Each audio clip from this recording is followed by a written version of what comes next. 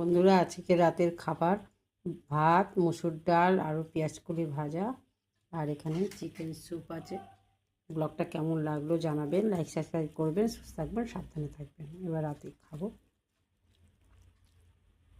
Hello বন্ধুরা, মৌসুমি রান্না করে রেডি করে আপনাদের সবাইকে স্বাগত জানাই। আজকে আলু দিয়ে আর এই ওলকপির তরকারি হবে, চিংড়ি মাছ দিয়ে। ব্লগটা দেখতে থাকুন।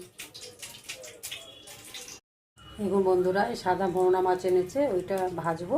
আর এই চিংড়ি মাছ দিয়ে ওই তরকারিটা ওই যে হয়ে গেছে। এবার চিংড়ি মাছ দিয়ে এটা মানে শুধু ভাজা করে চিংড়ি মাছটার মধ্যে দিয়ে দেবো। আর এখানে যে একে ডালনা হবে, সেদ্ধ করে রেখেছি, এখন করবো। ব্লগটা থাকুন বন্ধুরা। দুপুরের খাবার ভাত, ডাল, ফুলকপির তরকারি, ফুলকপি আলু ভাজা, বেগুন ভাজা। ব্লগটা দেখতে থাকুন।